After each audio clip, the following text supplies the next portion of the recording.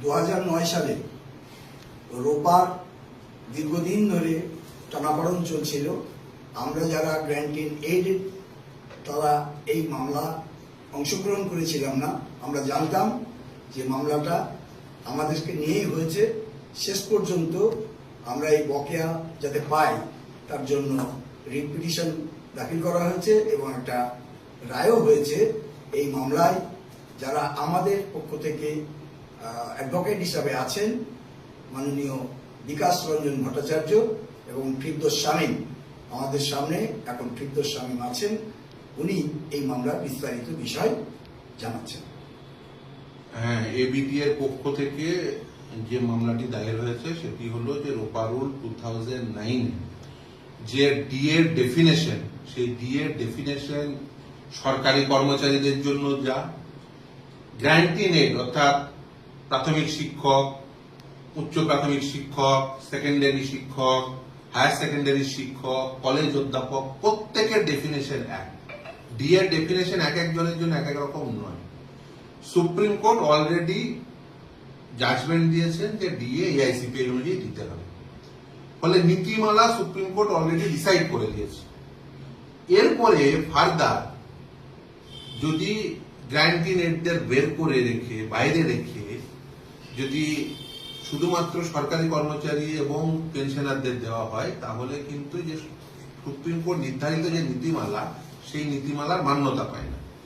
যাতে supreme court নির্ধারিত যে নীতিমালা তার যাতে মান্যতা পায় সেই জন্যই এবিটি এর পক্ষ থেকে ওনারা এসেছিলেন আমার কাছে এবং সেই মামলা দায়ের হয়েছে। শুধু তাই না, সুপ্রিম কোর্টের সামনে যখন রাজ্য সরকার তারা একটি হিসেব দিয়েছিল এই মামলা চলাকালীন এবং সেই হিসেব খুব পরিষ্কার।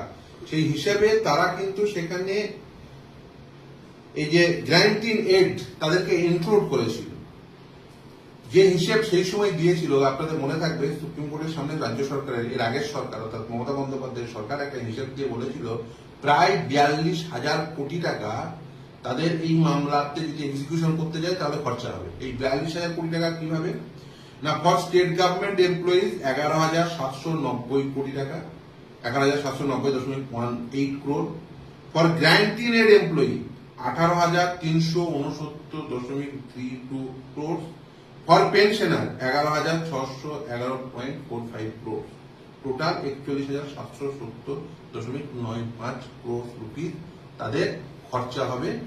সেটা দেখিয়েই সুপ্রিম কোর্টের অন্তর্বর্তীকালীন নির্দেশ তারা পেতে সমর্থ হয়েছিল। কারণ এটা দেখিয়েই সেই সময়ে যিনি রাজ্য সরকারের পক্ষ থেকে আইনজীবী ছিলেন তিনি বলেন যে কোমর ভাঙা একটা এফেক্ট তৈরি হবে যদি আপনি এই মামলাটি না শোনেন, অন্তর্বর্তীকালীন নির্দেশ না দেন, তাহলে রাজ্য সরকারের পক্ষে এই ব্যয়ভার বহন করা খুব কঠিন। অর্থাৎ সেই সময় সরকার গ্র্যান্ট ইন এইড এমপ্লয়িদের ইনক্লুড করেই সুপ্রিম কোর্টের সামনে যে হিসেবটি দিয়েছিল এবং এই হিসেব কিন্তু সুপ্রিম কোর্টের সামনে তারা রেখেছিল। এবার যখন এই জাজমেন্টে একটা কমিটি তৈরি করে, সেই কমিটি 10টা মিটিং করেছে। তার মধ্যে একটা মিটিং আমরা যখন সর্বশেষ যে হিয়ারিং হয় সেই সময় আমরা বলি, ইভেন বেশ কিছু মিটিং এ যারা মূল মামলাকারী কনফেডারেশন অফ স্টেট গভর্নমেন্ট এমপ্লয়িজকে ডাকতে বলে তারপরেও ডাকেনি। আমি ইভেন মলয়বাবু যে ইমেল আইডি, শ্যামলদার যে ইমেল আইডি, আমার যে ইমেল আইডি, কোনোটাতেই কোনো কমিউনিকেশন হয়নি। যখন তখন আমরা আদালতে জানাই, আদালত তখন আমাদের একটা অপরচুনিটি দেয়। আদালতের মানে এর আগের ক্ষেত্রে বলছি, তখন এর আগের ক্ষেত্রে আমরা পুরো কমিটির সামনে বসিনি, একজন সদস্যের সামনে আমরা আমাদের কথাগুলো জানাই, কিন্তু সেগুলো কনসিডার না হওয়ার জন্য সর্বশেষ যেদিন শুনানি হয় সেদিন আমরা আবার আমাদের বক্তব্য রাখি এবং আমাদেরকে আবার একটা অপরচুনিটি দিয়েছে কমিটির সামনে পুরো বিষয়টিকে প্রেজেন্ট করা। কিন্তু ইন দ্য মিন হোয়াইল রাজ্য সরকার একটা স্ট্যাটাস রিপোর্ট দিয়েছে। সেই স্ট্যাটাস রিপোর্টে রাজ্য সরকার যেটা জানিয়েছে সেটা হচ্ছে যে তারা ইন দেয়ার ওন ভলিউশন অর্থাৎ তারা নিজেদের স্বেচ্ছাধীন ভাবে গ্র্যান্ট ইন এইডদের দেবে, যে স্ট্যাটাস রিপোর্টে যে কথা বলেছে সেখান থেকেই মূল বিষয়টা অ্যাক্রু হয়েছে। কেন? তার কারণ গ্র্যান্ট ইন এইড যারা অর্থাৎ secondary teacher, higher secondary teacher, primary college শিক্ষক যাই হোক না কেন, তাদের যে ডি এর ডেফিনেশন, সেই ডি এর ডেফিনেশন কিন্তু সরকারি কর্মচারীদের ডি এর ডেফিনেশন থেকে আলাদা না, সেম, ইন টোটো সেম। তাহলে যেখানে নীতিমালা ডিসাইড হয়ে গেল যে ডিএ এআইসিপিআই অনুযায়ী দিতে হবে 536 কে বেস ধরে, তাহলে রাজ্য সরকারি কর্মচারীরা যদি পান তাহলে গ্র্যান্টিং রেটটা কেন পাবেন না? একই ডেফিনেশন। তখন আমরা এই সিনিয়র অ্যাডভোকেট বিকাশ রঞ্জন ভট্টাচার্যের সঙ্গে কনসালটেশনের পরেই, কনফারেন্স করে তারপরেই আমরা তখন এই মামলা দায়ের। ফলে এই মামলা দায়ের একটা প্রেক্ষিত ছিল, তার কারণ যখন প্রথম হিসেব দিয়েছিল, অন্তর্বর্তীকালীন নির্দেশ যখন পেয়েছিল, তখন কিন্তু গ্র্যান্টিং এডকে ইনক্লুড করেছিল, ইনক্লুড করে হিসেব দিয়েছিল। কিন্তু তারা যখন স্ট্যাটাস রিপোর্ট দিচ্ছে সমস্ত মামলার জাজমেন্টের পরে, তখন বলছে রাজ্য সরকার ইন দেয়ার ওন ভলিউশন তারা কিন্তু দেবে। ফলে এই অবস্থায় দাঁড়িয়ে বিটিএ বাধ্য হন, তারা কনস্ট্যান্ট এই গোটা মামলা পর্বে তারা কনস্ট্যান্ট, এর আগেও তারা এসেছিলেন যে মামলায় আমরা যুক্ত হতে চাই, তখন বিকাশবাবুও বলেছিলেন যে না এই সময় যুক্ত হওয়ার দরকার নেই, তখন দেখুন বিষয়টা কি। তারপরে এই যখন এই বিষয়ে দাঁড়িয়েছে যে হ্যাঁ, যে তারা এক্সক্লুড করছেন, তারা অধিকার হিসেবে দেবেন না, তারা শুধুমাত্র তাদেরকে ইন্ডিয়ার ওন ভলিউশন অর্থাৎ নিজের স্বেচ্ছাধীন ক্ষমতা হিসেবে দেবেন। যেহেতু অধিকার, লিগালি এনফোর্সেবল রাইট, এটা ডিসাইড হয়ে গেছে অনেক পূর্বে। মহামান্য বিচারপতি দেবাশিস করগুপ্ত ডিভিশন বেঞ্চ সেটা ডিসাইড করে দিয়েছে। ফলে এখন আর কোন সরকার বলতে পারবেন না রোপারুল 2009 এর সাপেক্ষে যে না ডিএ অধিকার নয়, ডিএ হচ্ছে তাদের স্বেচ্ছাধীন ক্ষমতা, না ডিসক্রিশনারি পাওয়ার, না ডিএ হচ্ছে কর্মচারীদের আইনসঙ্গত অধিকার, যেটা রোপারুল 2009 এ বলা আছে। কারণ রোপারুল 2009 সেই সময় বামফ্রন্ট সরকারের সময় তৈরি আইন, সেখানে ডিএ ডেফিনেশনের মধ্যে এআইসিপিআই ঢুকিয়ে এই ডেফিনেশনটা তৈরি করেছিলেন সেই সময় অর্থমন্ত্রী অসীম দাশগুপ্ত মহাশয়। আমি একাধিকবার তার কাছে গেছি এই মামলা চলাকালীন, যে ডিএ এই বিষয়টি কি, কিভাবে ডিএ ইভলভ হয়েছে, এআইসিপিআই এর কনসেপ্টটা কি, কেন আপনারা কোন রাজ্যের কি কোনো আলাদা কনজিউমার প্রাইস ইন্ডেক্স আছে? তিনি বলছেন না, নেই, রাজ্যের কোনো আলাদা কনজিউমার প্রাইস ইন্ডেক্স নেই, সেখানে এআইসিপিআই কেই ইয়ার্ডস্টিক হিসেবে দিয়ে দিতে হবে, এবং সেখানে নিউট্রালাইজেশনের কোনো কনসেপ্ট নেই। স্ট্যাটাস রিপোর্টে যা যা বলা হয়েছে সেটা কিন্তু একেবারে কন্ট্রারি, কারণ আইনে বলা আছে যে দিয়ে দিতে হবে এআইসিপিআই অনুযায়ী, সেটা গ্র্যান্টি রেটদের জন্য সত্য। তাই মহামান্য বিচারপতি এর আগে তিনি নির্দেশ দিয়েছেন, অর্ডার দিয়েছেন যে স্টেটকে রিপোর্ট ফাইল করতে, স্টেট নিশ্চিতভাবে রিপোর্ট ফাইল করবে, কিন্তু প্রেক্ষিতটা ছিল এটা।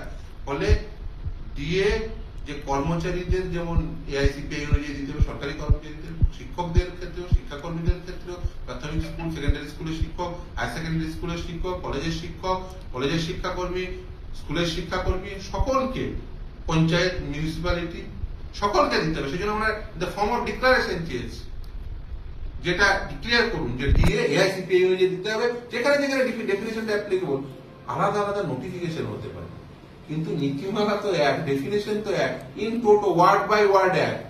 ফলে এটা মানে কমপ্লিকেশন বাড়ানো বা মানে বলতে পারেন শ্রমিক কর্মচারী তাদেরকে তাদের অধিকার পেতে আর একটু প্রলং করা, বা এই বিষয়টি যদি যাতে প্রলং না হয় সেই জন্যই পুরো বিষয়টি দায়ের করা। এবং এই যে বিটিএর পক্ষ থেকে যেটা মামলা দায়ের হয়েছে তার প্রেক্ষিতটা ছিল এটা, এবং সেক্ষেত্রে বিটিএ যে তারা যে মামলা করেছেন সেই মামলার নির্দেশ হয়েছে। আশা করি যে সরকারের যে এর আগের যে নির্দেশ সেটা সরকার পালন করবেন, আর সাংবিধানিক আদালতের নির্দেশ, সেখানে নীতিমালা ডিসাইড হয়েছে, এবং সেই নির্দেশ মোতাবেক শিক্ষক, শিক্ষাকর্মী, কলেজ অধ্যাপক, কলেজের শিক্ষাকর্মী প্রত্যেকেই পাবেন। আচ্ছা, 2016 পরে তো যে ডিএ রোপারোল 2019, হ্যাঁ, এই বিষয়টা যদি একটু, হ্যাঁ, এইখানেই হচ্ছে মূল। আপনি যদি রোপারোল 2009 এবং রোপারোল 2019 পাশাপাশি রাখেন, রোপারোল 2009 এর ডিএ কে ডিফাইন করা হয়েছে, এক্সিস্টিং এমন্ডমেন্টের মধ্যে ফেয়ারনেস ব্যালেন্সকে ডিফাইন করা হয়েছে। এর আগের সরকার, মমতা বন্দ্যোপাধ্যায় সরকার দেখলো যে রোপারোল 2009 সেখানে ডিএ ডিফাইন থাকার জন্য, ডেফিনেশন থাকার জন্য সেই ডেফিনেশন নিয়ে গিয়ে আমরা আদালতে মামলা করলাম এবং জিতলাম। এই যে পরপর 7 বার জেতা, উনি যখন বুঝতে পারলেন যে এই বারবার জিতছে তার কারণ হচ্ছে ওইখানে সংজ্ঞায় ডিএ সংজ্ঞাটা রয়েছে, ওখানে সংজ্ঞায়িত রয়েছে। ফলে রোপা রুল 2009 যেটি একমাত্র 15 বছরের মমতা বন্দ্যোপাধ্যায়ের সরকারের একমাত্র রোপা রুল 2019 এই রোপা রুল 2019 উনি আর ডিএ ডেফিনেশনে রাখলেন না। তাতে কি হলো, তাদের ডিএ ডেফিনেশন না রাখার জন্য রোপা রুল 2019 কোথাও বলা নেই যে ডিএ এআইসিপিআই অনুযায়ী এই বেস পয়েন্ট ধরে দিতে হবে, সেটা কোথাও বলা নেই। এই জন্য দেখবেন রোপা রুল 2009 এবং 19 কে পাশাপাশি রাখলে, 9 এবং 19 কে পাশাপাশি রাখলেই বুঝতে পারবেন সরকারি দৃষ্টিভঙ্গির কি পার্থক্য মানে কর্মচারী, শিক্ষক, শিক্ষাকর্মীদের প্রতি। এই যে দৃষ্টিভঙ্গির পার্থক্য বুঝতে গেলে 2009 সালের রোপা রুল আর 2019 সালের রোপা রুলকে পাশাপাশি রাখা হয় যথেষ্ট। আপনার কাছে এরকম মনে হচ্ছে যে 2009 সালের যে রূপা, এর আগের সরকার যেটা যে মানসিকতাটা ছিল একদমই সেই মানসিকতাই কি ইনি বহন করছেন না এর সাথে খারাপ? দেখুন আমি বলি রোপা রুল 2019 এর ডেফিনেশন না রাখাটাই তো সব থেকে ভয়ঙ্কর। তার কারণ হচ্ছে রোপা রুল এটা অধিকার হিসেবে দেবই না, যে কথা বলেছিলেন যে ঘেউ ঘেউ করবেন না। ঘেউ ঘেউ না করার অর্থ হচ্ছে যে বেসিক্যালি এটা বলার মধ্য দিয়ে তিনি মানে শ্রমিক কর্মচারীদের তিনি কুকুরের সঙ্গে তুলনা করলেন এবং বুঝিয়ে দিলেন এটা তোমাদের অধিকার না, যে কথা বলতেন বারবার যে ওই ডিএ তো কর্মচারীদের অধিকার না। আদালতেও বলতেন, আদালতের বাইরে বলার চেষ্টা করতেন যে ওটা তো আমাদের স্বেচ্ছাধীন ক্ষমতা, আমরা ইচ্ছা হলে দেবো না, ইচ্ছা হলে দেবো না। বিষয়টা যেটা বামফ্রন্ট সরকার রাখেনি, বামফ্রন্ট সরকার কি করেছিল, ডিএ ডেফিনেশন তৈরি করে দিয়েছে। হয়তো কোনো সময় 2 মাস 3 মাসের দেরি হতো, কিন্তু কর্মচারীরা চাইলে, যদি দেরি হয়ে যায়, কর্মচারীরা চাইলে আদালতে গিয়ে সেটা এনফোর্সেবল রাইট হিসেবে, সেটাকে অধিকার হিসেবে সেটাকে প্রতিষ্ঠা করার সুযোগ ছিল সেই ডেফিনেশনটাকে নিয়ে। কিন্তু রোপা রুল 2019 মমতা বন্দ্যোপাধ্যায় সেই সুযোগটা রাখেননি, একদম কোনো ডেফিনেশনই নেই। এবার নিজের স্বেচ্ছাধীন ক্ষমতা একটা করে নোটিশ দিয়ে বলছে এত দেবো, এইটাই করতে চেয়েছিলেন। এটা করা মানে হচ্ছে কর্মচারীদের অধিকারকে হরণ করা। এই কর্মচারীদের অধিকার হরণকারী যে সরকার, তাদের বিরুদ্ধে তো নিশ্চিতভাবে মানে মানুষ রায় দিয়েছে। নতুন সরকারের কাছে প্রত্যেক মানুষের আছে যে রোপা রুল 2009 সেটা ডিফাইন হয়ে গেছে, সুপ্রিম কোর্ট ডিফাইন করে, এরপরে তো দেরি করার কোনো কারণ নেই। যাই হোক, রোপা রুল 2019 কোন ডেফিনেশনে দিয়ে ডেফিনেশনে এসপিএল দেওয়ার কথা বলা নেই, কিন্তু 9 তো বলা আছে। ফলে এরিয়া দিয়ে পাওয়া হকদার প্রত্যেকে, ইচ এন্ড এভরিওয়ান যাদের ওই ডেফিনেশন অনুযায়ী হয়। এবার মানে এই যে মডালিটি, যে ধরুন 25% এরিয়া দিয়ে ইমিডিয়েট দিয়ে দিতে বলেছে, বাকি 75% এর জন্য কমিটি, সেই কমিটির সামনে আমরা আমাদের বক্তব্য রেখেছি। আবার এই যে সর্বশেষ যে নির্দেশ, সেখানে দেখবেন আমাদেরকে আবার প্রেজেন্ট হতে বলেছে। আমি যাব, আমার জুনিয়র আছে, শ্যামল দাদা আছে, তারা যাবে, সেখানে গিয়ে আমরা বলবো যে আমাদের এতটা পেয়েছি, এতটা পাইনি হোয়াটসঅ্যাপ। কিন্তু এই যে গ্যারান্টিনের যেটা সব থেকে গুরুত্বপূর্ণ, সেখানে সরকার একেবারে হাত ঝেড়ে ফেলছে যে ওটা আমাদের ওন পলিসি না, ওর ডেফিনেশন তো একই, একেবারে ইন টোটো ডেফিনেশন সেম।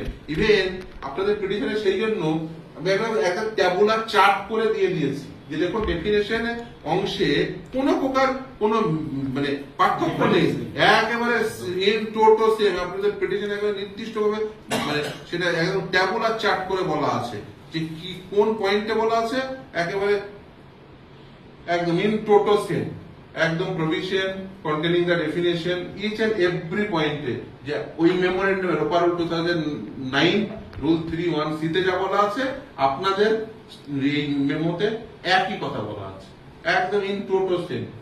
ফলে সেই কথাই আমরা বলেছি। সেখানেও 536(1982)100 536 কে বেস ধরে হিসাব করার কথা বলা আছে, ওই সরকারি কর্মচারীদেরও আপনাদেরও একই কথা বলা আছে। আপনাদের এটা মনে থাকবে যে আমরা কিন্তু যখন এটা হয় যে অন্যান্য সংগঠন এখানে যুক্ত হতে চাইছে, আমরাও যুক্ত হওয়ার জন্য এসেছিলাম, কিন্তু আপনারাই তো আমাদের শাসন দিয়েছিলেন যে কোনোভাবে যুক্ত হওয়ার কোনো কারণই নেই, কারণ এটা দরকারও নেই, এবং অন্যান্য কেউ যুক্ত হতে পারেনি, আমরা শুনেছি পরবর্তীতে। না দেখুন, আমি প্রথমেই বলি যে প্রতিটি মামলার তো একটা স্তর থাকে, যেটা সরকারি কর্মচারীরা তারা তাদের কোর্ট অফ ফার্স্ট ইনস্ট্যান্স হচ্ছে স্যাট। যদিও বর্তমানে এখন স্যাটে কোনো জাজ নেই, সেটা আলাদা কথা, কিন্তু কোর্ট অফ ফার্স্ট ইনস্ট্যান্স হচ্ছে স্যাট। সেই জন্য দেখবেন এই কনফেডারেশনের মামলাটি স্যাটে হয়েছে। কিন্তু গ্র্যান্টিনেডে কোর্ট অফ ফার্স্ট ইনস্ট্যান্স হচ্ছে হাইকোর্ট, মানে সরকার পোষিত যে স্কুলগুলো। ফলে দুটো মামলার রুট আলাদা। ফলে মানে সাধারণভাবে দুটো শ্রেণীর মানে কর্মচারী আপনি বলতে পারেন, ঠিক আছে? ফলে তাদের রুট আলাদা, সংজ্ঞা হয়তো এক, ডেফিনেশন এক, নীতিমালা এক, এটা ঠিক কথাই, কিন্তু তাদের রুট আলাদা আলাদা হয়। সেই জন্য কিছু টেকনিক্যাল বিষয় থাকে যেগুলো যে কারণে বলা হয়েছিল যে বেসিক্যালি এই কারণটার জন্য, তার কারণ সেক্ষেত্রে সাবসিকুয়েন্টলি দেখবেন অন্য 5টা সরকারি কর্মচারীদের সংগঠন যুক্ত হলেও সরকার পোষিত কর্মচারী, কারণ হচ্ছে কোর্ট অফ ফার্স্ট ইনস্ট্যান্স সরকারি কর্মচারীদের ক্ষেত্রে স্যাট, সরকার পোষিত কর্মচারীদের ক্ষেত্রে single bench, division bench, supreme court দেখবেন। আর স্যাটের ক্ষেত্রে স্যাট থেকে আবার ডাইরেক্ট ডিভিশন বেঞ্চ, এল চন্দ্রকুমারের জাজমেন্ট অনুযায়ী তারপরে সুপ্রিম কোর্ট। ফলে দুটো রুট আলাদা। ফলে সেই জন্যই মানে টেকনিক্যাল যখন আপনার হলে সেই ক্ষেত্রে যদি বেশি সংগঠন যেত সেক্ষেত্রে অপোজ করার সম্ভাবনা বেশি, তারা বলতো দুটো আলাদা। ফলে এগুলো টেকনিক্যাল বিষয়, বলে আইনগত টেকনিক্যাল বিষয়ের জন্যই সেই জন্য বলা হয়েছিল, এবং তারা আপনারা সাবসিকুয়েন্টলি কারণ একই বেনিফিট পাবেন, ঠিক আছে? বেনিফিটের প্রশ্নে কারণ নীতিমালা যদি ডিসাইড করে দেয় সর্বোচ্চ ন্যায়ালয়, ফলে সেই নীতিমালা ডিসাইড হয়ে যাওয়ার পরে এক শ্রেণীর কর্মচারী পাবেন আর এক শ্রেণীর কর্মচারী পাবেন না, এটা কখনোই হয় না। কারণ দুটো ডেফিনেশন এক, কনসেপ্ট এক, পে কমিশনের রেকমেন্ডেশন এক, মানে আলাদা আলাদা তো পে কমিশনের রেকমেন্ডেশন না যে সরকারি কর্মচারীদের জন্য আলাদা বা সরকার পোষিত কর্মচারীদের জন্য আলাদা একটা পে কমিশন তৈরি হয়েছিল, তা না। পে কমিশন একই পে কমিশন, তার রেকমেন্ডেশন অনুযায়ী আলাদা আলাদা নোটিফিকেশন হয়েছে। প্রথম কথা। দ্বিতীয় কথা হচ্ছে যে বেতনের একমাত্র কম্পোনেন্ট দিয়ে, যেটা হচ্ছে ভেরিয়েবল কম্পোনেন্ট, না হলে বাকি কম্পোনেন্ট গুলো সব স্ট্যাটিক, যেমন basic pay static, medical allowance static, HRA static, grade pay static, মানে আমি 2009 এর সাপেক্ষে বলছি, সব স্ট্যাটিক। একমাত্র ভেরিয়েবল কম্পোনেন্ট ছিল ডিয়ারনেস অ্যালাউন্স, যেটা দ্রব্যমূল্য বৃদ্ধির সাথে সাযুজ্য রেখে আপনাকে বেতনটাকে একই সাযুজ্যপূর্ণভাবে বাড়াতে হবে, না হলে কি হয় অ্যাকচুয়ালি বেতনে হ্রাস ঘটে। কারণ এটা বেতন কিভাবে নির্ধারিত হয়? বেতন নির্ধারিত এইভাবেই যে একজন মানুষের একটি পরিবার চালাতে গেলে কত টাকা খরচা হয় তার একটা হিসেব করে, এবার এটা টাইম টু টাইম তো বাড়বে, আজকে আলুর দাম 5 টাকা হবে, কালকে 7 টাকা হবে, তারপরে 8 টাকা হবে, তারপরে 9 টাকা হবে। তাহলে এই কম্পোনেন্ট, এই যে মূল্য বৃদ্ধির সঙ্গে সাযুজ্য রেখে কোন কম্পোনেন্টটি থাকবে বেতনের, সেই বেতনের কম্পোনেন্টটি হচ্ছে ডিয়ারনেস অ্যালাউন্স। আর ওই যেটা অ্যানুয়াল ইনক্রিমেন্ট দেওয়া হয় 3%, সেটাও স্ট্যাটিক, এটা প্রতি বছর ওই 3%ই থাকে। এটা দ্রব্যমূল্য বৃদ্ধির সাথে তার কোনো সম্পর্ক নেই। ফলে অনেকেই অ্যানুয়াল ইনক্রিমেন্টের সাথে গুলিয়ে ফেলেন, কারণ অ্যানুয়াল ইনক্রিমেন্টটা হচ্ছে স্ট্যাটিক, কিন্তু ডিএটা ও এত খাই যাবে।